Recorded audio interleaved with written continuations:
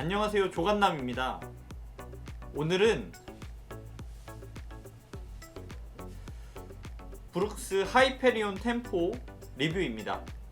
2021년 봄에 구매해서 약 150km 정도 신었고 그동안 느낀 점을 영상으로 알려드리겠습니다.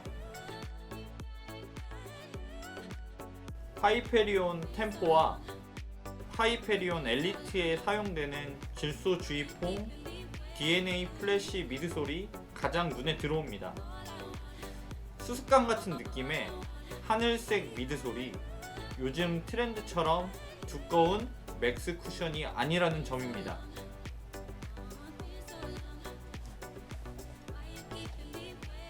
신축성이 적은 한 겹의 뱀프는 정말 부드럽고 얇아 보입니다.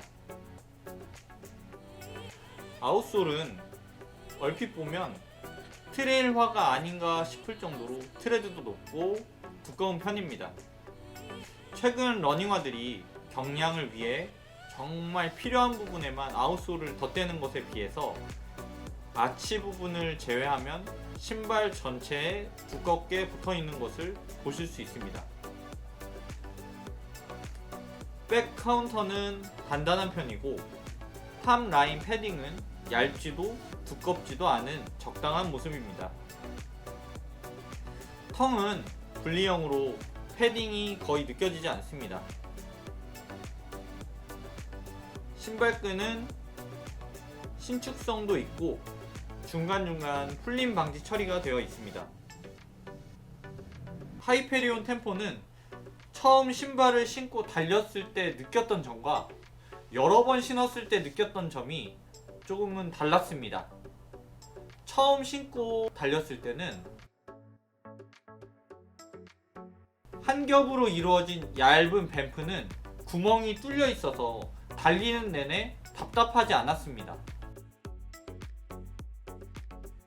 가볍긴 했지만 단단한 미드솔은 쿠션도 거의 없고 이렇다 할 반발력이 느껴지지도 않았습니다. 신발 안에서 발이 놀고 미끄러지다 보니 여기저기 쓸려서 물집이 잡혔습니다. 제가 가지고 있는 러닝화 중 아웃솔은 최고가 아닌가 싶을 정도로 접지력이 좋았습니다.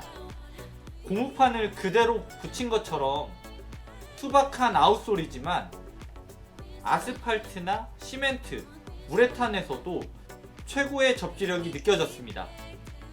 처음 러닝에서 쿠션이나 반발력도 느끼지 못했고 거기에 물집까지 잡히다 보니 컨디션이 좋은 날이 아니라면 즐겨 신을 것 같지 않다라는 생각을 했습니다. 하지만 단 한 번의 착용으로 결론을 내기에는 다른 분들의 평가가 너무 좋아서 저도 여러 번 신게 되었고 지금은 생각이 바뀌게 되었습니다.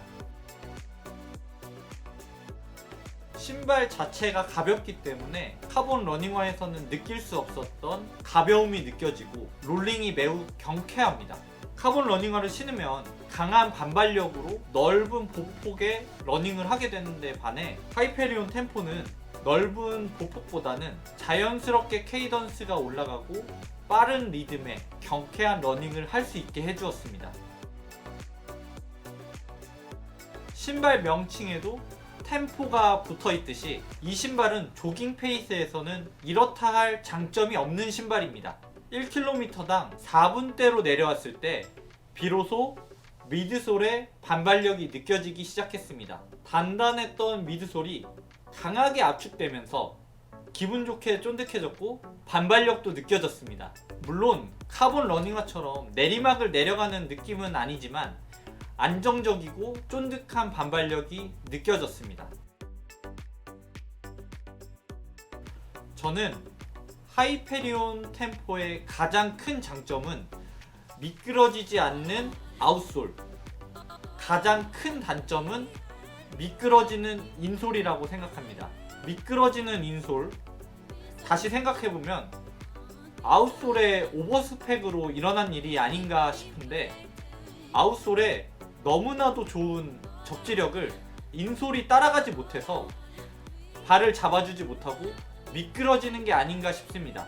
하이페리온 템포가 완성도도 높고 경쾌하고 재미있는 러닝을 만들어주기 때문에 자주 신고 싶어도 인솔이 미끄러져 발이 쓸리고 물집이 잡히기 때문에 자주 신을 수가 없습니다. 하이페리온 템포는 앞에서도 말했듯이 빠른 페이스에서 신발의 진가가 나타납니다. 저 같은 경우에는 1km당 4분대 페이스로 들어왔을 때부터 느껴졌는데, 용도는 역시 인터벌, 템포런, 지속주 같은 스피드 훈련이라 생각합니다. 스피드 훈련을 하지 않는 분들은 이 신발 말고도 선택지가 많기 때문에 굳이 이 신발을 구매할 필요가 없다고 생각을 합니다. 하지만 빠른 페이스의 러닝이나 스피드 훈련을 즐기시는 분들에게는 충분히 매력이 있는 신발이라고 생각을 하고, 특히 최근 트렌드인 카본 러닝화만 신는 분들은 하이페리온 템포를 신었을 때 굉장히 신선한 재미를 느낄 수 있을 거라 생각합니다. 오늘 준비한 영상은 여기까지고, 도움이 되셨다면 구독과 좋아요 부탁드립니다. 영상 시청해주셔서 감사합니다.